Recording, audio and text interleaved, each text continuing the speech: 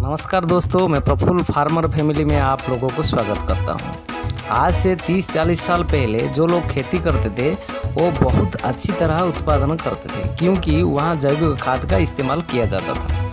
लेकिन जैसे जैसे जनसंख्या वृद्धि होता गया वैसे वैसे हम लोग रासायनिक खाद पर निर्भर होते गए।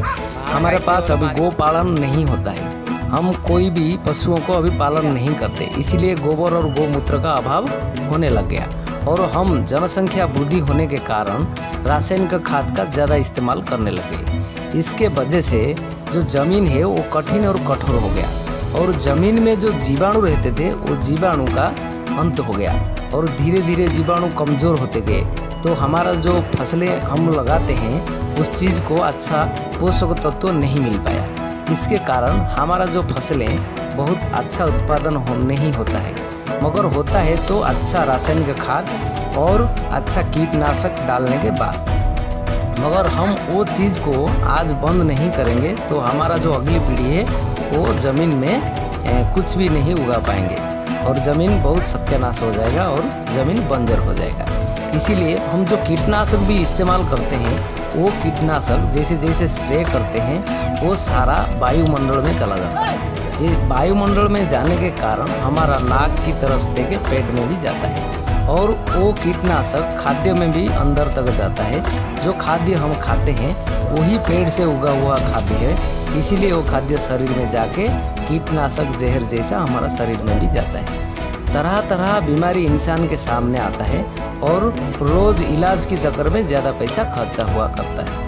इसीलिए हम कीटनाशक भी जैविक डालें और खाद भी जैविक डालें तो हमारा फसलें बेहतर हो सकता है और ज़मीन भी बेहतर हो सकता है। इसीलिए हम किस तरह जैविक खाद बनाएं वो चीज़ को थोड़ा ध्यान दें और ये वीडियो पूरा देखें तो समझेंगे। और कब कब छिड़केंगे वो कब कब इस्तेमाल करेंगे वो चीज़ को पूरा ध्यान दें। एक बड़ा सा प्लास्टिक ड्रम लीजिए, मगर आपका पास 1 हेक्टेयर ज़मीन है उसके हिसाब से आप 10 केजी गोबर लीजिए और 10 लीटर गौमूत्र लीजिए।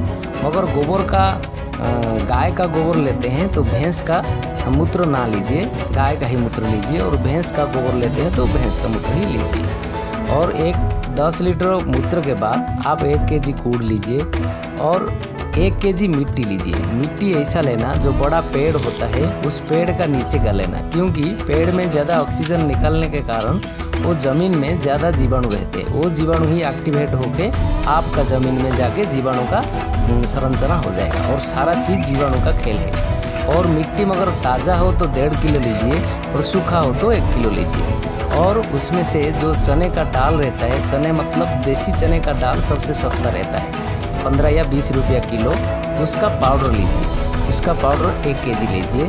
वो सारा चीज़ ड्रम में डाल के एक डंडे के सहारे उसको घुमाइए।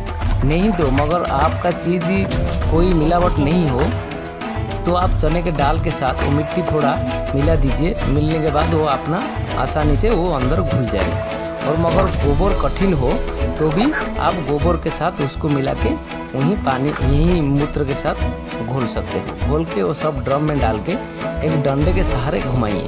घुमाने के बाद थोड़ी देर में पूरा सारा चीज़ मिल जाएगा। जब घुल मिल जाएगा तभी उसको पैक करके रख दीजिए। ऐसा 15 दिन रखना है और 15 दिन तक सुबह एक बार जाके दोनों साइड में एंटी क्लॉकवाइज एंड क्लॉकवाइज घुमा के उसको थोड़ा घोल दीजिए। फिर उसको ढक के रख दीजिए और 15 दिन के बाद उसको निकाल के 1 लीटर जीवामृत में 10 लीटर पानी मिला के अपना ज़मीन में छिड़काव कीजिए। ज़मीन में कब छिड़काव करें? एक बार हल जोतते हैं तो तभी छिड़काव करिए।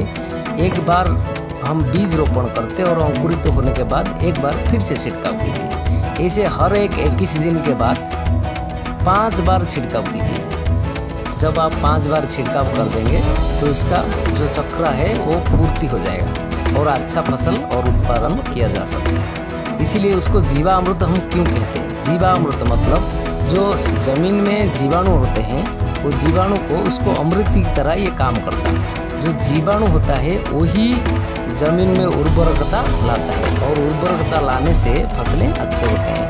पेड़ पौधों को अच्छी तरह न्यूट्रिशन पोषक तत्व मिलने के कारण वो अच्छा फसल हमको प्रदान करता है। इसलिए अच्छा उत्पादन के लिए ये हर साल रोटेशन में कीजिए। और जैविक कीटनाशक बनाने का विधि हम दोबारा दूसरी वीडियो में डालेंगे और उसको देख के आप जैविक कीटनाशक भी डालेंगे। आहिस्ता आहिस्ता हमारा ये जो वेस्ट कंपोस्ट है वो भी बनाएंगे।